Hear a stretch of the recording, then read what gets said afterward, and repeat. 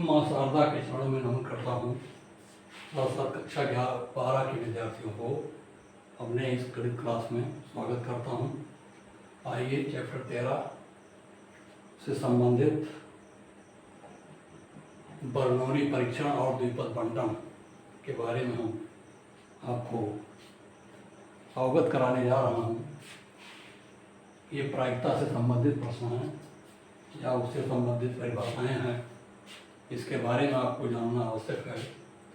लीजिए, बर्नौली परीक्षण और द्विपद बंटन, Bernoulli trials and binomial distribution of probability. प्रायिकता पर बाइनोमियल डिस्ट्रीब्यूशन क्या होता है? पहले तो बर्नौली परीक्षण की परिभाषा देखिए क्या है, कैसे परिभाषित है। बर्नौली परीक्षण क्या है? एक यादृच्छिक प्रयोग के परीक्षण को बर्नौली परीक्षण कहते हैं यदि वे निम्नलिखित शर्तों को संतुष्ट करते हैं। वो शर्त क्या क्या हैं? अगर इन शर्तों पर कोई परीक्षण हो रहा है तो बर्नौली परीक्षण कहलाएगा। पहला शर्त देखिए क्या है, परीक्षणों की संख्या निश्चित होना चाहिए। परीक्षणों की संख्या निश्चित होनी चाहिए।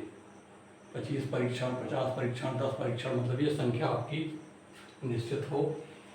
तो पहला शर्त इसका बर्नौली के परीक्षण का ही है।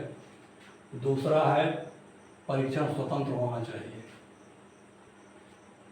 यानी एक परीक्षण का दूसरे परीक्षण पर कोई प्रभाव नहीं होना चाहिए, प्रायिकताओं पर प्रभाव नहीं पड़ना चाहिए।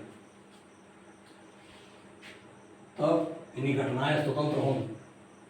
जितनी भी घटनाएं हों, प्रत्येक परीक्षण या प्रत्येक घटना वो स्वतंत्र होनी चाहिए।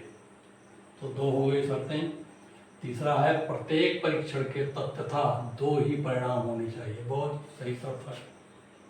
दो परिणाम, सफलता या असफलता। जैसे सिक्के के उछाल में दो ही परिणाम मिलते हैं, एच या टी। पासे के उछाल में दो ही परिणाम मिलते हैं, सम संख्या का होना, विषम संख्या का होना।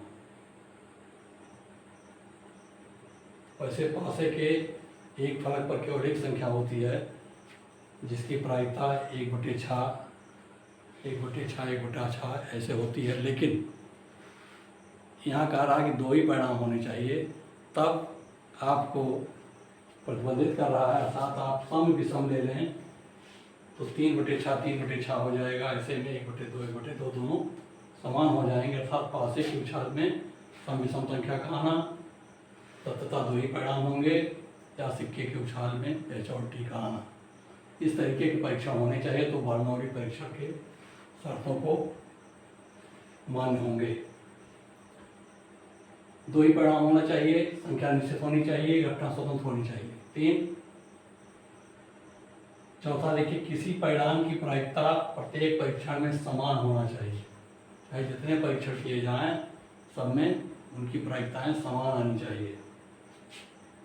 तब बर्नौली का परिमेय परीक्षण की परिभाषा कहलाती है।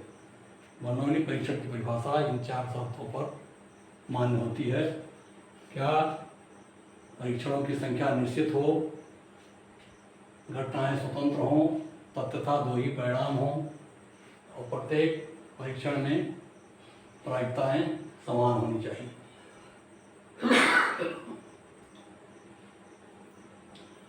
अब एक उदाहरण लीजिए, जैसे एक पासे को 25 बार उछाला जाए तो परीक्षणों की संख्या 25 होगी, निश्चित है। पहला कॉलम पूरा करता है।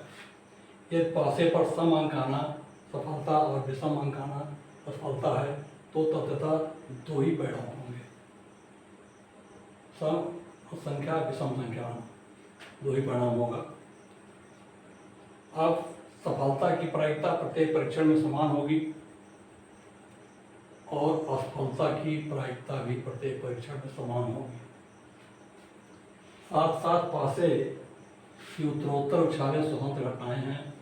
यदि पासा न्याय है, सही है, तो 6 फलकों पर 6 संख्याएं होंगी। यदि सफलता की प्रायिकता पी और प्रत्येक उछालों में परीक्षण में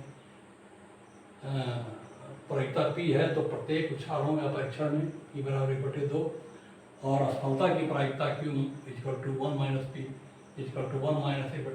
= 1/2 होगी।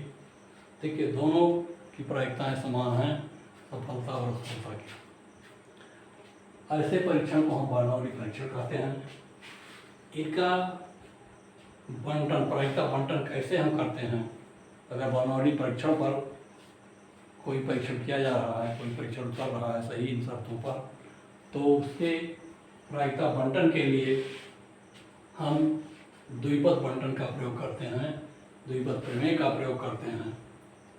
कैसे करते हैं देखिए क्या होता है। बर्नौली परीक्षणों में प्रायिकताओं का बंटन Px बराबर होता है सफलताएं प्लस असफलताएं की घातें परीक्षणों की संख्या का द्विपद प्रसार। क्या होगा? सफलता असफलता लीजिए या असफलता सफलता लीजिए, उनकी परीक्षणों की संख्या घात लगा दीजिए, दोनों के योग पर परीक्षणों की संख्या का घात होगा और उसका द्विपद प्रसार कर दीजिए। और इस द्विपद प्रसार में x प्लस 1वां पद ही इसका Px होगा। Px क्या होगा? Px सफलताएं हैं, तब Px बराबर होगा Q plus P raise power n का द्विपद विस्तार में x प्लस 1वां पद है। और द्विपद विस्तार आप पढ़ चुके हैं NCR, x raise power minus r A raise power r। तो आप जानते हैं उसी तरीके से यहाँ भी हो जाएगा Q plus P raise power n है, तब NCN NCX Q raise power n minus x P raise power x है, जहाँ Q असफलता P सफलता। अगर P को आप आगे करते हैं तब ये टेबल इधर से लिखा जाएगा, Q को आगे करते हैं तो इधर से लिखा जाएगा। अंतर कोई नहीं आएगा डिस्ट्रीब्यूशन पर, डिस्ट्रीब्यूशन वही बनेगा। बस आंकड़े जो दाएं से बाएं को लिखे हैं बाएं से दाएं को लिखेंगे, इसलिए आप Q प्लस P का घात याद करें, असफलता प्लस सफलता की घात n का द्विपद प्रसार। x 0 1 2 3 x हो गया n तक। ऐसे प्रायिकताएं Px क्या होंगी?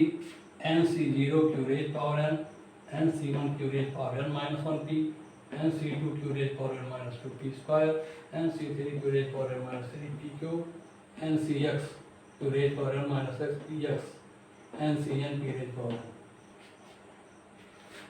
उपरोक्त प्रायिकता बंटन को द्विपद बंटन या द्विपद बंटन का प्रायिकता फलन कहते हैं।